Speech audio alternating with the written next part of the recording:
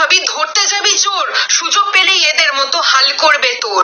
মেয়েরে তুই খেটে খাবি, মাঠে করবি চাষ, দুদিন পর দেখতে পাবো মাঠের মধ্যে লাশ। মেয়েরে তুই অফিস যাবি, রাতে ফিরবি বাড়ি, মাঝ রাস্তায় একা পেয়ে ধাওয়া করবে গাড়ি। মেয়েরে তুই পুলিশ হবি, ধরতে যাবি চোর, সুযোগ পেলেই এদের মতো হাল করবে তোর।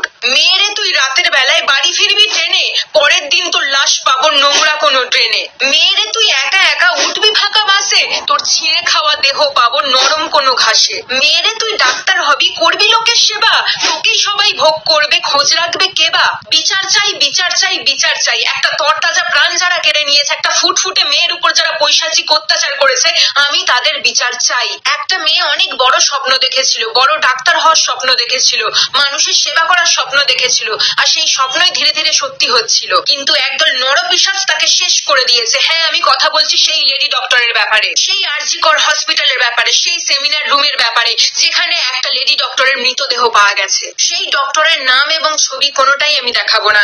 যদি কখনো খুনিগুলো ধরা পড়ে, তাদের নাম আমি ঢাকঢোল পিটিয়ে জানাবো, তাদের ছবি আমি রাস্তার অলিতে গলিতে টাঙাবো, যাতে ওই নরপিশাচগুলোকে সবাই চিনতে পারে। তো প্রথমেই যে ব্যাপারটা উঠে আসছে, এত বড় একটা হসপিটালে এরকম একটা ঘটনা হয় কি করে? নিজের কাজের জায়গাতেও কি মেয়েরা সেফ নয়? নিরীহ ওই মেয়েটার কি দোষ ছিল বলো? অনেক হয়েছে, এইবার প্রতিবাদ করি চলো। মেয়ে তুমি নিরাপত্তা পাবে কার কাছে?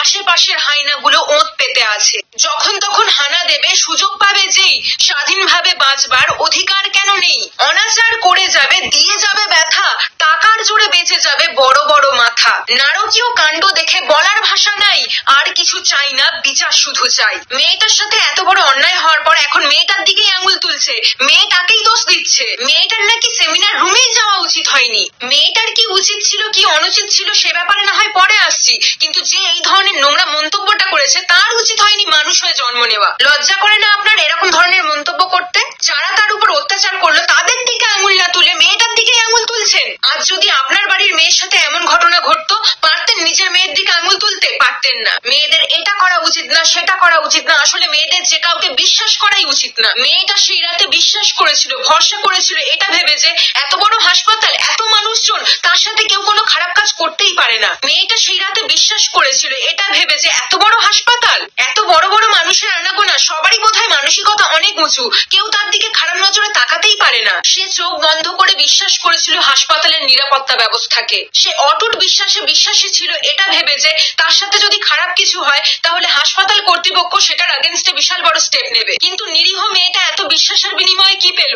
পৈশাচিক অত্যাচার, অসহ্য যন্ত্রণা, এক বুক চাপা কষ্ট নিয়ে মেয়েটা চলে গেল। মেয়েটার উপর ওই নরপিশাচগুলো এতটাই অত্যাচার করেছে যে সেটা বলে বোঝানো যাবে না। তার গলার হাড় ভাঙা, গোড়ালির হাড় ভাঙা, শরীরে অজস্র আঁচড়ের দাগ পাওয়া গেছে। ভাবলেই গা শিউরে উঠছে, তাই না? শিউরে ওঠারই কথা। মেয়েটার শরীরে এত আঁচড়ের দাগ পাওয়ার পরেও একদল সেটাকে আত্মহত্যা বলে চালাতে চেয়েছিল, কিন্তু পারেনি। সত্য কখনো চাপা থাকে না, পাপ বাপ কেউ ছাড়ে না। এই হত্যাকাণ্ডকে ঘিরে অনেক বড় ষড়যন্ত্র চলছে, আর সেটার বিরুদ্ধেই আমার এই প্রতিবাদ। এত বড় একটা হসপিটালের ডাক্তার ছিল মেয়েটা, তাকে খুন করেছে।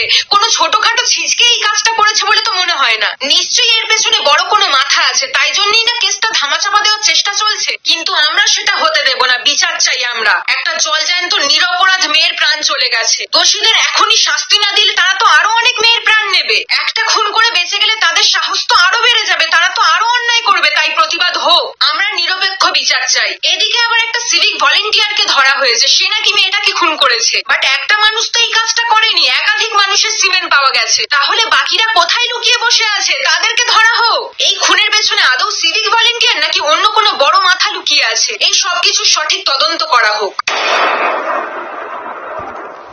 আন্দোলনকারীদেরকে না ধরে আসল খুনিদেরকে ধরুন। মেয়েদের চুলের মুঠি না ধরে সেই সব নরপিশাচগুলো চুলের মুঠি ধরে টেনে বের করুন। পুলিশ প্রশাসনের কাছে আমার এতটুকুই অনুরোধ। এনারা আন্দোলন করছেন নিজের জন্য নয়, এক অসহায় মেয়ের জন্য বিচার চেয়ে আন্দোলন করছেন। তাই এনাদেরকে না ধরে সেই সমস্ত নরপিশাচগুলোকে টেনে বের করুন। বিশ্বাস করো, একটা মেয়ে হয়ে আর একটা মেয়ের উপর হওয়া এই অন্যায়টা কিছুতেই মানতে পারছিলাম না। খুনি তুমি যত বড়ই হও না কেন, তোমার শাস্তি হবেই। মেয়েটাকে যা যন্ত্রণা দিয়েছিস তার হাজার গুণ যন্ত্রণা তোরা ফিরে পাবি। তোদের নরকেও জায়গা হবে না, তোরা তিলে তিলে শেষ হবি। মেয়েটার শরীরে যতগুলো আঁচড় দিয়েছিস তার হাজার গুণ বেশি আঁচড় তোরা ফিরে পাবি। মেয়েটার গলার হাড় ভেঙেছিস তো, তোরা এমন শাস্তি পাবি তোদের হাড় হিম হয়ে যাবে। নিরীহ মেয়েটার রক্ত ঝরিয়েছিস তো, তোদের দেহ একদিন রক্ত শূন্য হয়ে যাবে। আমার শহরে এত বড় একটা ঘটনা ঘটবে, একটা মেয়ের উপর এত অত্যাচার হবে, আর আমি চুপ থাকবো? কখনোই না। মেয়ে তোমায় যারা যারা দিয়ে গেছে জ্বালা, এসে গেছে তাদেরকে শাস্তি দেওয়ার পালা।